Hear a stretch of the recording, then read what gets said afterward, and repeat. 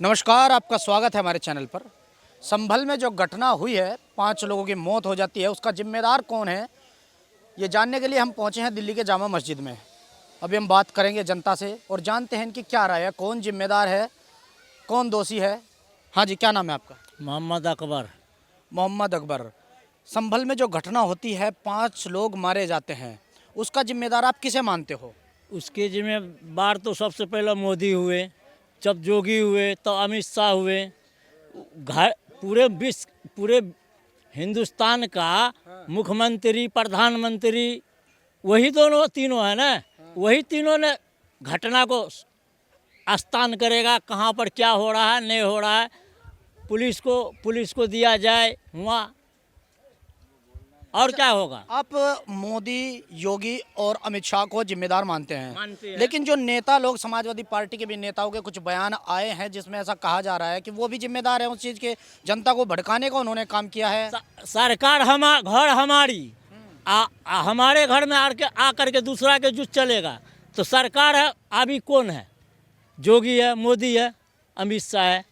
और दूसरे के राज्य में, दूसरे के में आकर के कोई हमको भड़का देगा तो हमारे घर में भड़क जाएगा आदमी कि हम अपना घर को हम संभालेंगे। कोर्ट के आदेश के अनुसार सर्वे करने के लिए गए थे मस्जिद का।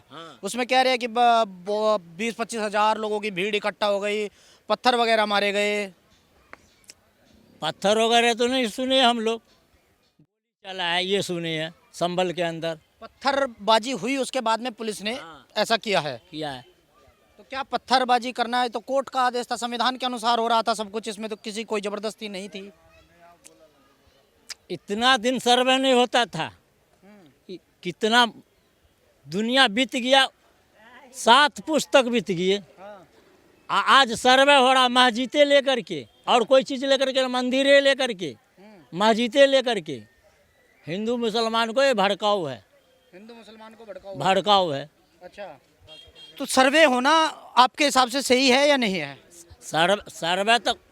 सर्वे होगा अगर नाजायज, इतना दिन से नाजायज जगह पर नहीं था। आज नाजायज जगह पर मोदी आया 2005 में, तो चौथा में तो वो उस दिन से सर्वे मस्जिद ये हो गया, ये मंदिर हो गया, ये मुसलमान हो गया, ये हिंदू हो गया, ये सिखाई हो गया, ईसाई हो गया, ये सबको भड़काऊ में लिए हुआ है।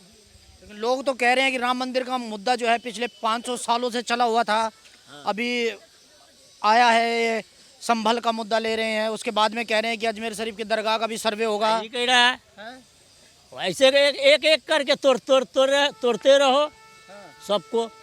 तो हिंदुस्तान में हिंदू मुसलमान को बेरा दो ना भाई, बैलाइए तो मुसलमान रहेगा काहे के लिए। ऐसी मिसालें हैं जो बहन बेटियों के साथ अत्याचार होता है, अत्याचार करने वाले तालियां बजाते हैं, बहन बेटियां रोती रोती हुई कोर्टों के चक्कर निकालती हैं। मैं किसी कानून पे, व्यवस्था पे सवाल नहीं उठाना चाहता। मैं बस आपसे हाथ जोड़कर ये गुजारिश करना चाहता हूँ, मुसलमान को टेढ़ी नज़रों से देखना बंद कीजिए, मोहब्बत की नज़रों से पेश आइए। हम आप एक हाथ बढ़ाएंगे, हम 2 हाथ बढ़ाएंगे। आप मोहब्बत की दावत देंगे, हम आपको अपने घर पे दावत के लिए बुलाएंगे। मोहब्बत बांटने वालों का नाम मुसलमान है। नफरत करना हमारे सबक में नहीं पढ़ाया जाता। मैं खुद इस्लामी स्कॉलर में आता हूँ, दारुल उलूम देवबंद की सर्टिफिकेट है मेरे पास में। और अल्हम्दुलिल्लाह हमारे पुरखों ने आज तक जो हमें बताया है, मौलाना हुसैन अहमद मदनी मेरे जो उस्ताद मोहतरम हैं, उनके जो पिताजी थे जिन्होंने हिंदुस्तान को आज़ाद किया था, स्वतंत्रता सेनानी थे। हमें ये पढ़ाया जाता है इस मुल्क के अंदर हिंदू और मुसलमान को साथ में यूँ मिला के चलो। हिंदू को दर्द होगा तो दर्द मुसलमान को भी होगा। इस आँख में चुभाओगे तो ये दर्द होगा, इसमें चुभाओगे तो ये दर्द होगा। हिंदू और मुसलमान दोनों एक साथ चलेंगे, अलग अलग नहीं चलेंगे इंशाल्लाह। मेरा सवाल, आपकी सभी बातें बहुत अच्छी लग रही है, इसलिए आपसे बात भी ज़्यादा लंबी करना चाहूँगा। आपने कहा कि मदीना, मैं नाम भूल जाता हूँ फिर भी, हाँ, उसके हिसाब से मतलब शरीयत का कानून होना चाहिए, लेकिन हाँ मानते हैं, ठीक है। लेकिन उसके हिसाब से अगर देखा जाए तो जब कोई मुसलमान चोरी करता है, जब कोई मुसलमान बलात्कार का खबर आती है, जैसे आपने निर्भया का बताया, उसमें मुसलमान भी था, सरफराज नाम, तो उस वक्त मुसलमान ये सज़ा की डिमांड क्यों नहीं करते हैं? क्यों फिर उसके विरोध क्यों नहीं करते हैं? या ऐसा क्यों नहीं कहते हो कि इसे उसके हिसाब से सजा दो? जनाब सिर्फ विरोध, हमारा विरोध चैनलों के माध्यम से दिखाया नहीं जाता। अच्छा। ये मैं आपको बधाई देना चाहता हूँ कि आप जामा मस्जिद के सहन तक आप आए और हमारी मुसलमानों की बाइट लेकर हमारी बात तो ऊपर पहुँचा रहे हो, वरना मीडिया भी एक तरफा कार्रवाई कर रहा है। जिस तरह अभी देखा आपने, पुलिस एक तरफ कार्रवाई कर रही है। ये दोहरा रवैया जो मीडिया ने अपनाया है, जिसको हम गोदी मीडिया के नाम से जानते हैं, ठीक है, 90% गोदी मीडिया बन गई, 10% आप जैसे हक बोलने वाले लोग रह गए। लेकिन 10% जो है वो 90% आज भी भारी हैं, कल भी भारी रहेंगे। और इंशाल्लाह यही आप लोग सच्चाई की आवाज़ हमारी उठाओ, हमारी भी दिखाओ, दोनों पक्षों को दिखानी चाहिए। आपको ऐसा विश्वास क्यों नहीं हो रहा है कि मीडिया पे विश्वास नहीं है, पुलिस पे विश्वास नहीं है, सरकार पे विश्वास नहीं है? आपको क्यों विश्वास क्यों खत्म हो रहा है? देखो, सरकार पे हमें विश्वास है, मीडिया पे भी हमें विश्वास है, ऐसी बात मैं नहीं कर रहा। लेकिन देखिए, मैंने पहले बताया, गोदी मीडिया जिस हिसाब से काम कर रही है ना, ये सोचती है कि हमेशा यही दिन रहेंगे।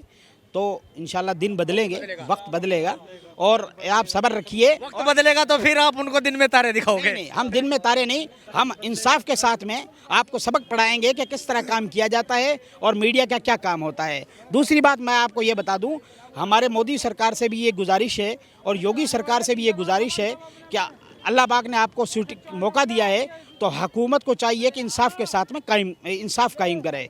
ठीक है, अल्लाह ने मौका दिया है तो आप इंसाफ के साथ कायम करो, मुसलमानों का भरोसा और एतमाद जीतो। मुसलमान किसी के बाप की जागीर नहीं है। ये ज़रूरी नहीं है कि मुसलमान एक ही पार्टी को वोट देगा। जो मुसलमानों के साथ हमदर्दी करेगा, मुसलमानों को सीने से लगाएगा, कोई ज़रूरी नहीं है मुसलमान बीजेपी को भी वोट दे सकता है। शर्त यह है कि बीजेपी को नज़रिया बदलना पड़ेगा। जिस दिन बीजेपी मुसलमानों के नज़रिए पर काम करने शुरू कर देगी, हम बीजेपी को वोट दे देंगे। सबका साथ सबका विकास जो मोदी जी कहते हैं, वो नहीं लगता आपको कि लागू है? अभी नहीं कर रहे हैं। उनको चाहिए कि हमारा ये सबका साथ लेके चले। वो एक तरफ रवैया, वो उनकी खामोशी है ना, जो वो उनकी खामोशी खतरनाक है। उनको चाहिए कि बोले। हमारे देखिए मोदी जी को चाहिए मुसलमानों को साथ लेके काम करें। और हम किसी के बाप की जागीर नहीं है, हम किसी के बाप की जागीर नहीं है, किसी ने हमें खरीद नहीं रखा। हम जिसको चाहेंगे वोट देंगे। जो हमारी लीडरशिप मजबूत करेगा, जो हमारी नुमाइंदगी करेगा, चाहे वो बीजेपी का मानने वाला हो, चाहे वो कांग्रेस का मानने वाला हो, शर्त यह है कि हमारी जो पैरवी करेगा हम उसको वोट देंगे। तो आपकी पैरवी नहीं हो रही है? पैरवी कहाँ हो रही है? लेकिन जब देखा जाता है 8 साल तक वोट लिए, वो भी हमारी पैरवी नहीं करे, तो मोदी जी तो 2014 राहुल गांधी तो छाती ठोक के बात बोलते हैं कि हमने तो जो है हम मुसलमानों के साथ में ही हैं। अखिलेश यादव भी यही बोलते हैं। अच्छा, एक चीज़ बता रहा हूँ आपको। अगर राहुल गांधी और मुसलमानों के साथ में हमदर्दी करते, अगर राहुल गांधी मुसलमानों के साथ हमदर्दी करते, तो मुसलमानों को रिजर्वेशन क्यों नहीं दिया? क्यों मुसलमानों के नौजवानों के बच्चे सड़कों पे घूम रहे हैं MA BEd करके? वो आज रिजर्वेशन होता तो बाद नौकरी लग जाते। 60 साल हमारे वोटों का यूज़ करके उन्होंने हमें रिजर्वेशन नहीं दिया। और अखिलेश जी ने कहा था मैं 14% मुसलमानों को दूंगा रिजर्वेशन। बताओ, अखिलेश की सरकार में अखिलेश ने 1% भी मुसलमानों को रिजर्वेशन दिया? धोखा करके मुसलमानों को अखिलेश वोट ले गए। और राहुल गांधी को पुरखों ने 60 साल तक वोट लिए, लेकिन बताओ रिजर्वेशन मुसलमानों को कहाँ मिला? अगर ये बात मुसलमानों की समझ में कब आएगी? मुसलमान तो आज भी राहुल गांधी अखिलेश यादव की तरफ ही है। भाजपा को तो चलो साइड में लगा दो, क्योंकि भाजपा का तो मुसलमानों का विश्वास नहीं करवाओगे। आ गई है, मुसलमानों को समझ में आ गई है, सब समझ में आ गई है। इंशाल्लाह हम ऐसा वक्त ला रहे हैं, हम किसी के बाप की जागीर नहीं है, हमारे खुद के लीडर तैयार हो रहे हैं। यही बात शाही इमाम ने जो आज से 5 साल 6 साल पहले भी बताई थी कि इंशाल्लाह वक्त बदलेगा, हमारी लीडरशिप हम खुद खड़ी कर रहे हैं इंशाल्लाह, है ना। और हमारे कैंडिडेट खुद हिंदू भी हैं, मुसलमान भी हैं, सिख भी हैं, ईसाई भी हैं। और मैं आपको एक चीज़ बता दूं, जितनी भी माइनॉरिटी है इस देश के अंदर, वो सारी अब एक हो रही है। अब वो मेजॉरिटी को खतरा होगा। जो मेजॉरिटी पहले से ये कह रही है कि माइनॉरिटी को खतरा है, हम माइनॉरिटी वाले जितने भी है ना, वो सारे अल्हम्दुलिल्लाह अब एक साइड वोटिंग करने जा रहे हैं। अच्छा, माइनॉरिटी अब एक साइड में वोटिंग करने जा रही है, मेजोरिटी का खतरा होने जा रहा है। मतलब मैं आपके बीच में खड़ा हूँ तो मुझे डरना चाहिए, क्योंकि मुझे खतरा है तो मेजोरिटी से वो नहीं। हम उन नेताओं को ये बताना चाह रहे हैं कि जो आज तक कह रहे हैं कि मुसलमान माइनॉरिटी में है, दलित माइनॉरिटी में है, सरदार माइनॉरिटी में है, ईसाई माइनॉरिटी में है। हम ये कहते हैं कि माइनॉरिटी सब समझ में आ गई, माइनॉरिटी अब मेजॉरिटी में बदल गई तो मुश्किल हो जाएगी। अच्छा जी। लेकिन सरकार अगर देखा जाए, राहुल गांधी को देखा जाए, अखिलेश यादव को देखा जाए, आप कह रहे हो कि मुसलमान किसी के बाप की जागीर नहीं है, लेकिन ये तो समझ यही रहे कि मुसलमान उनकी जागीर है। देखो, अगर वो समझ रहे हैं तो उनको चाहिए कि विपक्ष में भी हमारी आवाज़ उठानी चाहिए। आज देखो, कोर्ट के अंदर जो मस्जिद की कमेटी गई है, जो कोर्ट के अंदर गई है, सुप्रीम कोर्ट ने फैसला दिया है, बहुत अच्छा काबिल तहसीन फैसला है। ये फैसला यूं ही नहीं गया, जमीयत उलमा हिंद के वहाँ वफ्द गया है, जमीयत उलमा हिंद वक्फ वफ्द ने उनको हौसला दिलाया, 5-5 लाख रुपए राशि उनको दी और उनको हौसला दिलाया। आप खड़े हो, जमीयत तान के सीना तान के आपके साथ खड़ी है। बताओ राहुल गांधी वहाँ गया, वहाँ उसकी पैरवी की सुप्रीम कोर्ट के अंदर? बताओ कौन कर रहा है? हम अकेले मरते हैं, अकेले ही करते हैं। हमारी तंजीम है, जमीयत उलमा हिंद होगी, कोई दूसरी all India Muslim personal law board होगी, यही तंजीमें कर रही है हमारी पैरवी। तो जनाब हमें गिला शिकवा किसी से नहीं है, हमें खोई हुई अपनी क़यादत वापस लाने की तैयारी कर रहे हैं इंशाअल्लाह। तो आप ओवैसी की अगर आप बात कर रहे हो तो ओवैसी को आपकी पैरवी कर रहे हैं, ओवैसी साथ में है? अरे जी ओवैसी साहब तो मुसलमानों की नहीं, वो तो हिंदुओं की, दलित की, सबकी पैरवी कर रहे हैं। आप दलितों के साथ अन्याय देखो, ओवैसी साहब सबसे पहले मैदान में आते हैं। लेकिन खबर तो ऐसी आती है कई बार कि ओवैसी जो है भाजपा की बी टीम है। अच्छा, आपने ये बात अच्छी कही है कि वो लोग कहते हैं कि बीजेपी भाजपा की बी टीम है। हम ये कहते हैं जितना मजबूत ईमान असदुद्दीन ओवैसी का विधानसभा लोकसभा में दिखता है, इतना मुसलमान जितने भी और है ना लोकसभा के मेंबर, किसी का हमें ईमान इतना मजबूत नहीं दिखता। अब आप उसको बी टीम समझो या ए टीम समझो। बी टीम समझे, ए टीम समझे, लेकिन आप समझो। अभी बात कर रहे हैं, आपने कहा अगर बात करें तो अभी वक्फ बोर्ड के बिल में भी संशोधन करने की बात सरकार कर रही है। सबसे पहले इसकी आवाज़ भी असदुद्दीन ओवैसी साहब ने उठाई थी, वो काबिल तहसीन है। संशोधन होना चाहिए नहीं होना चाहिए? देखिए, हटाने की बात नहीं कर रहे हैं, संशोधन की बात चल रही है। आप सिर्फ ये ऑल इंडिया ये जो पर्सनल लॉ बोर्ड है इसी की तरफ आपको पीछे लग रहे हो।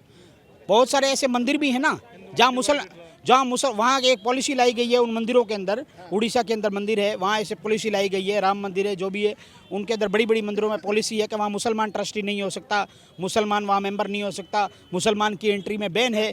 हमें कोई एतराज़ नहीं है, हमें एतराज़ नहीं है, उनकी एक पवित्रता है, उनकी एक नियम है। लेकिन हमारे भी कई नियम हैं और ये नियम हमने नहीं बनाए हैं। जो हमारे पुरखों ने इस मुल्क को आज़ाद किया उसी वक्त में हमारे ये नियम चले आ रहे हैं, बाकी संविधान में पास है और वही इंशाल्लाह चलेंगे। इसमें रद्दोबदल करेंगे तो इंशाल्लाह आप देखना सरदार और जितनी भी माइनॉरिटी मैंने आपको गिनाई है सारी मुसलमानों के साथ में खड़ी होगी। और इंशाल्लाह आज भी सरदार, दलित वगैरह सब हमारे साथ में खड़े हैं इस कानून के खिलाफ, सरकार के खिलाफ। बिल्कुल संशोधन की बात कर रहे हैं। ये एक मैसेज है कि सरदार, दलित वगैरह सब मुसलमानों के साथ खड़े हैं। और अल्हम्दुलिल्लाह मैं गर्व के साथ कहता हूँ इतने सारे भाइयों के साथ में आप में कोई हिंदू भाई भी खड़ा होगा। और मैं गर्व के साथ कहता हूँ कि 95% आज भी हिंदू मुसलमानों के साथ खड़े हैं। सिर्फ 5% तबका ऐसा है जो मुसलमानों के खिलाफ खड़ा है। लेकिन आप सोचिए कि 95% की चलेगी या 5% की चलेगी। अल्हम्दुलिल्लाह मुसलमानों का ऐसी कोई बात नहीं है, ना मुसलमान तो कभी नहीं डरा। लेकिन 95% हिंदू तबका आज भी मुसलमानों के साथ खड़ा है। ये अच्छी खूबसूरत बात है हिंदुस्तान के लिए। मुसलमान कभी नहीं डरा, लेकिन मुसलमान जब से 2014 के बाद में मोदी सरकार आई है तो क्या मुसलमान के अंदर डर नहीं है?